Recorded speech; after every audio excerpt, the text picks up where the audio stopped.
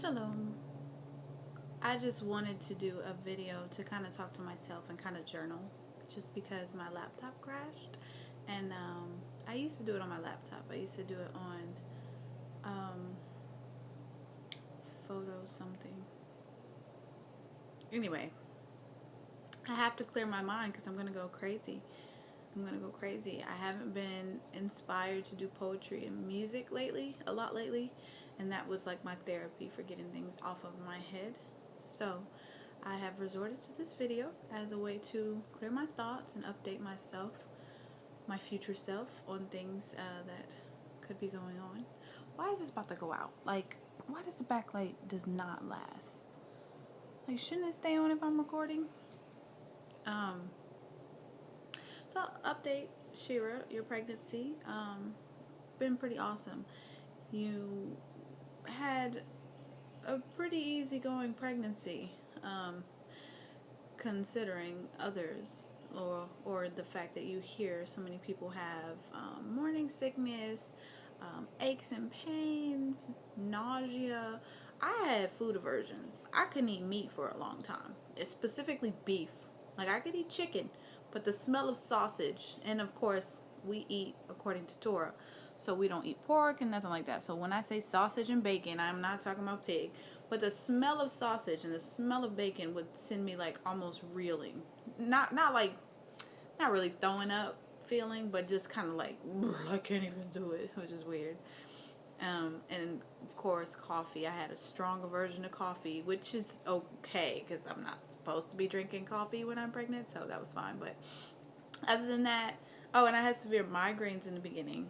So if this camera is shaky, it's because I got it on this um, DIY tripod made out of a toilet roll, and it's not as effective as the video made it seem. He was like, yeah, I'm using it now, and it's, you didn't even know, but you could tell because it's shaking. Um, anyway, my pregnancy was pretty smooth. I started getting migraines earlier on. I want to say, I don't even know what weeks I was, maybe 5 weeks, 6 weeks, 7 weeks, maybe 10, early on. And I was working at the time. I was working part-time at a spa as a laundry attendant. And I just got severe migraines to the point where I was talking to my manager and asking her if I can go into the rooms and sleep, and she always allowed me to do so. Either the manager or like a senior employee who was like watching us. Excuse me if I keep doing this. It's because the lighting keeps going out and I don't want to have to re-record because I did this video already. So I would get migraines and I would go in there and sleep until I got to a point where I was like, enough is enough. I want to stay home. I want to relax. We don't really need my income at the time. Let me talk to my husband. He was so like, nobody told you to get a job.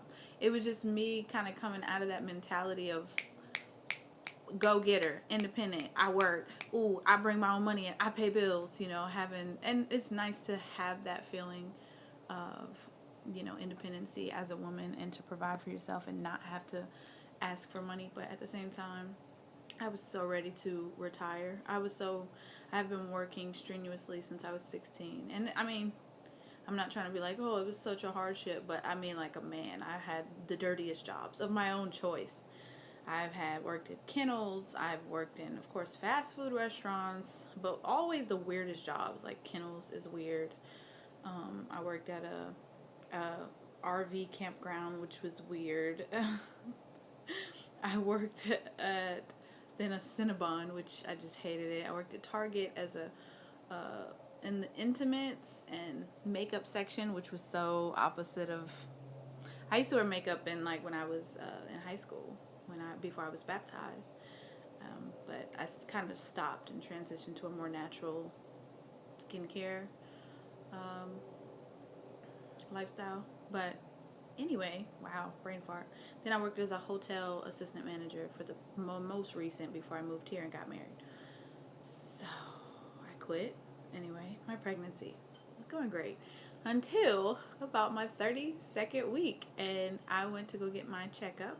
I get checkups every 4 weeks with my midwife. At this point, it's like every 4 weeks. Shout out to Birth by Grace midwife. Christine is amazing. And I had gained 10 pounds in the last month. And so obviously she was like, I'm like, yeah, I'm pregnant. Yeah. Yeah, I gained weight. Don't make it a big deal. I'm already seeing this double chin and this is making me crazy. And she was like, no, that's alarming. You've already almost hit your 36-pound mark. And you have 4 more weeks. You have like 6 or 7 more weeks to go. So she ended up, you know, telling me to go home and check my blood sugar. When she did that, and I had already done this, I didn't opt for the juice, nor did she offer that option. So, you know, the real sweet liquid that they give you at your prenatal appointments in order to test your blood sugar. I opted for the daily blood glucose testing, which is like you take it in the morning, and the first thing you do in the morning before you eat, and that you're fasting, then you take it 2 hours after one meal. And it should be low. It should be like 60s, 70s, 80s, you know, hundreds and up is not necessarily bad unless it's past 120.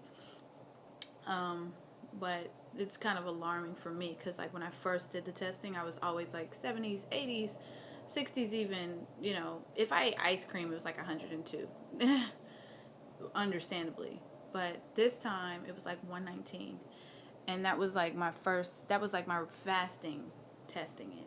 Like when I woke up and I didn't have anything. So that was alarming. Then I ate something early in the morning. Like I think it was an omelet and bacon and apple. And I ate it early in the morning as my husband was leaving. And I tested myself and it was 200. I tested myself 2 hours later. 2 hours later after I ate that. And it was 200 and something. 200 and something is scary for a diabetic. So I was terrified, and I felt myself like kind of feeling more fatigued. I felt myself feeling I just felt off. I felt like my breathing was like labored, and not like I wasn't making sounds like that, but it just felt laborious to breathe. And I just attributed it all to being pregnant. I was like, I'm pregnant because so far whenever I have a concern throughout my pregnancy, that's one thing. I have been a maniac with concerns or scaring myself into thinking something's wrong, and it just turns out to be a symptom of pregnancy. Like, I didn't know your round ligament pain was a thing, and that hurts, and it scares me into thinking something's going wrong. Didn't know gas hurt, like, you know, before I got pregnant. Gas was like here. It was like, oh, you got a fart. Excuse my friend. Excuse me. But when I got pregnant, it was like, you know, gas is painful. It's like a sharp stabbing pain in your lower, you know, groin. And that's always alarming for somebody who's pregnant. I was like, what the hell are these feelings? So anyway, what was I even saying? So I had the blood sugar scare, and I immediately contacted my midwife, and she scared me even more by saying, oh no, we got to get you on blood sugar medication, we got to get you an ultrasound because you risk on my risk. And I was kind of like crying hysterically from the appointment anyway, just because I had gained so much weight and I kind of felt disappointed, and I didn't know if it was just because I had a large inkling that it had to do with my diet mainly, because I normally eat very clean. I used to be a vegetarian, not before I got married. I had transitioned back to meat before I got married, but it was still healthy options I was doing, and I knew how to cook vegetarian meals, and I rarely ate out. I would treat myself to ice cream because that's like my weakness, so every now and then I would get some, but it was not like how I was during my pregnancy. I was just like, whatever, and that's just the wrong time to do it, because you're creating a whole being. You're allowed to grow them and nurture them and give them, you know, sustenance, and you want to give them the best, you know, for their genetic makeup, for their mind, you want to just give them the best. And I don't think I was, and I was so disappointed in myself. I was so depressed. I was so sad.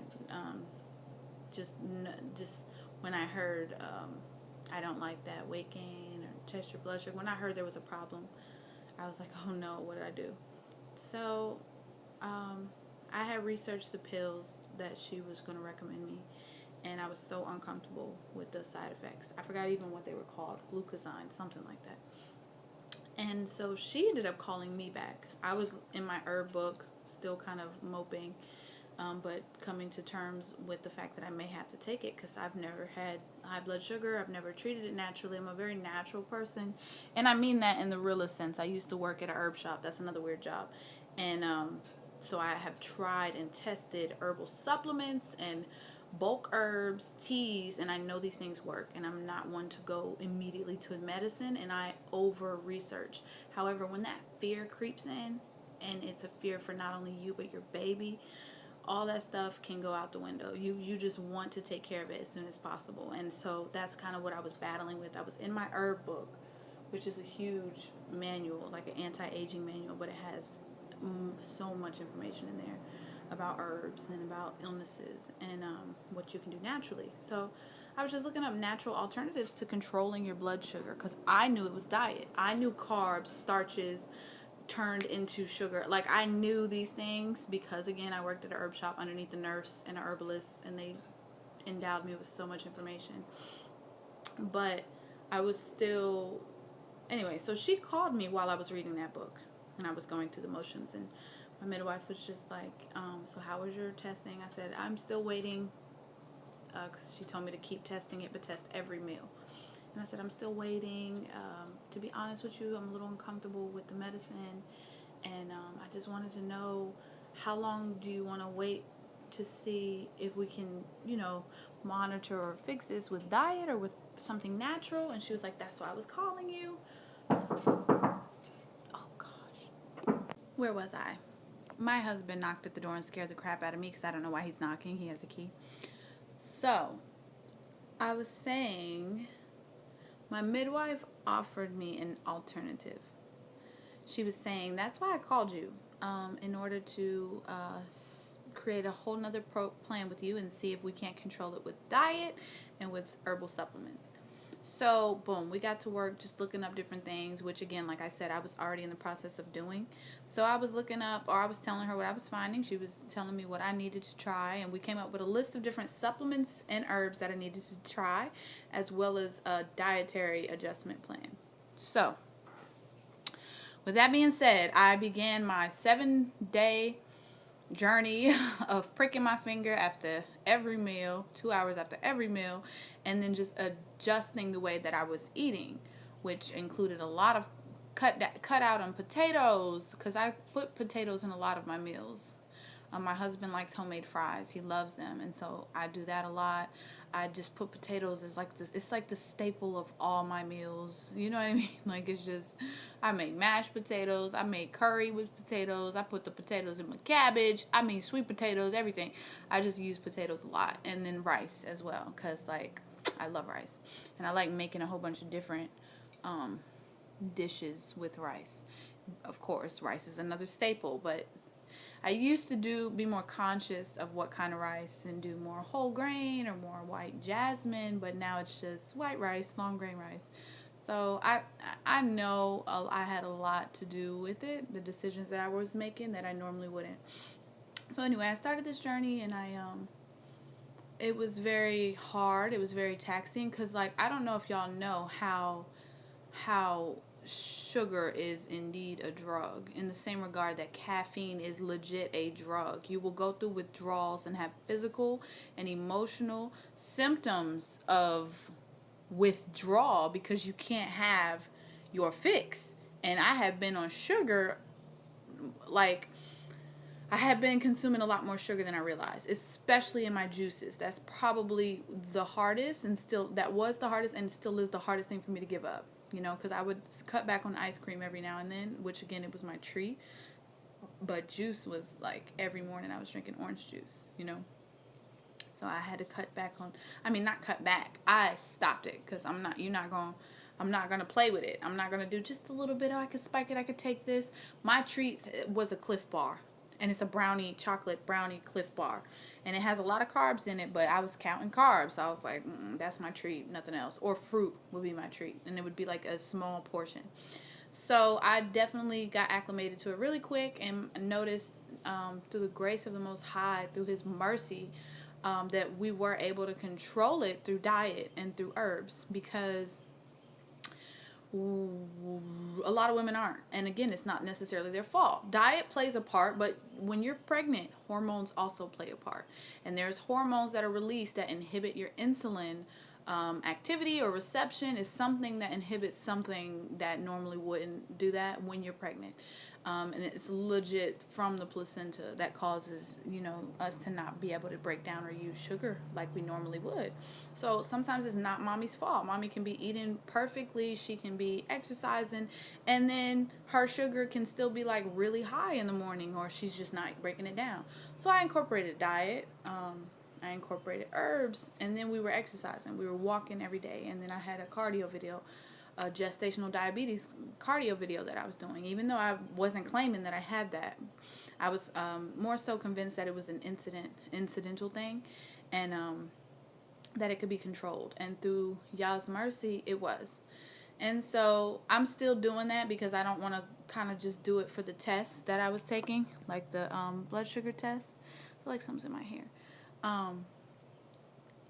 So I was just doing, what did I say? So I have been keeping it up. It's past the 7 days and my numbers were beautiful. My midwife says, keep doing what you're doing. You're doing a great job. My numbers got low. I mean, back in the 70s, 80s, which is where I wanted it. I mean, both fasting and then after meals. The highest, it was probably like a 102, which is good after meals. And we've been working out a lot more. Just walking, really, but that was taxing on me because, again, I gained weight. And we have relaxin. Pregnant women have relaxin, which is a hormone that totally loosens your joints and makes you feel like you're floating. So it's difficult to do strenuous exercise. Not impossible, but just difficult, especially if you haven't been doing it. In my pregnancy, I haven't been doing it. I'm a pretty active person, but throughout my pregnancy, I've been so inactive. I've been like sleeping and eating and crocheting and watching movies and just not doing good. And so yeah, that was my biggest scare with my pregnancy. Other than that, it's going pretty smooth. Physically, emotionally, I'm a wreck. I cried one time when I lost Checkers to my husband at Cracker Barrel. I cried. I was like so heartbroken because I lost. And I just cry over everything now. I get my feelings hurt more easily. I've always been very sensitive. But I get more so like mad as a way to deal with my sadness or my hurt feelings. But with this pregnancy, I've just been crying. And it's been usually when I feel overwhelmed or when I feel, again, my feelings hurt. It could be anything. My mommy one time told me, she yelled at me and was like, make your own, something like that, real quick. And that's just how my mom is, and I know how she is, and she wasn't being particularly mean. I started crying. And it's just, so it's been an emotional roller coaster as well, but it's not been a difficult pregnancy. It's been pretty cool. It's been, let me try to move without knocking my camera down. It's been a, I don't want my kitchen in the background. Darn it. Okay, well, it's partially in there. Anyway, it's been interesting. It's been, I want to be like, it's been this beautiful, invigorating, but it's been beautiful. It's been ugly. It's been uncomfortable. It's amazing when he kicks and I feel him moving and like turning. It's like an alien inside of me. I won't get used to that. Like I just won't get used to that. I don't know how else to explain it. It's something. It feels like it's about to be painful, but it's not painful. Like when he twists and when he moves. Not kick. Kicking is not bad, but when he twists, it feels like it's about to hurt, and it doesn't. So yeah, my pregnancy's been cool. Baby shower was awesome. I had so many gifts.